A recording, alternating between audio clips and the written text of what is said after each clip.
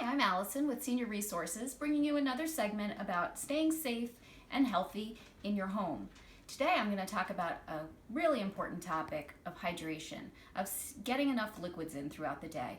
A lot of times this is the biggest problem that I see in older adults, is that they just aren't drinking enough liquids throughout the day to stay hydrated, to keep their kidney function up. So a lot of times I hear from people it's because maybe they're on a diuretic and they don't want to have to go to the bathroom all the time. So I encourage people to say, hey, try to get your liquids in early in the day so that by nighttime you can maybe taper off how much you're drinking so that you don't have to get up in the middle of the night to go to the bathroom. So let's look at how much do we really need to drink?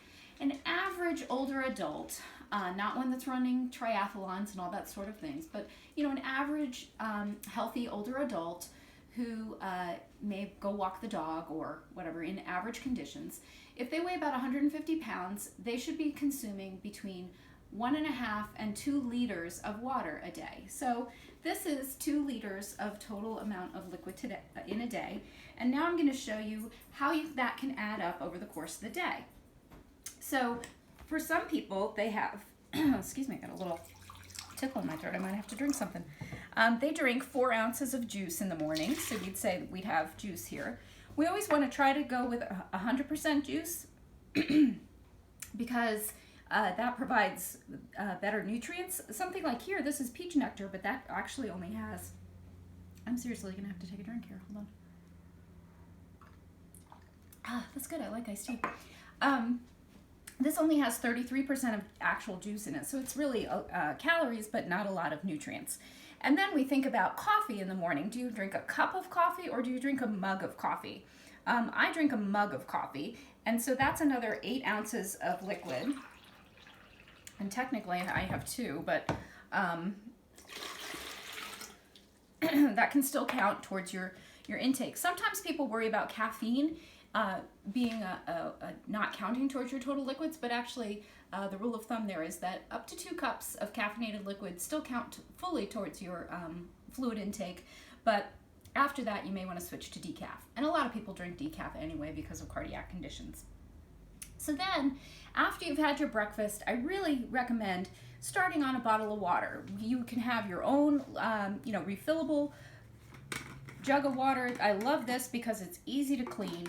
Most bottles are dishwasher safe on the upper rack, and you just kind of fill that up for the day. This one happens to be 22 ounces of water, and then a regular standard pre-filled bottle of water is usually about 16 ounces of water, which is 2 cups. So I'm going to say that you drink that bottle of water sometime over the course of the morning while you were, getting ready or watching TV.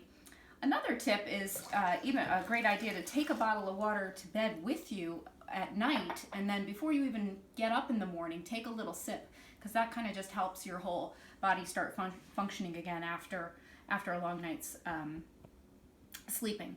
So then we've only gotten up to lunch at this point, and we've already got half of our container filled, really. So let's think that maybe we had a glass of milk with our lunch. I want to talk about milk is really, it's a great way to get a lot of good nutrition in. There's different calorie levels of milk and different thoughts on the fat content of milk. So skim, 1%, 2%, whole, they all have about the same nutrients in them other than the fat. And the fat is what changes the calorie level in them. So for people that are trying to not consume a lot of calories, you always want to go with the lower fat milk. For people who maybe need more calories, I see this a lot of times in people with dementia or Parkinson's or even cancer, where you're really just trying to get calories in. And so a whole milk option there would be really great because it's getting those extra calories in. And flavored milks do add some sugar to it, but if that's how somebody will drink it, then, no problem there. So we'll say that we drank a cup of milk with our lunch. Then a lot of people like to have a drink throughout the afternoon. You can always go back to water. Water is fantastic, no calories, and perfectly hydrating.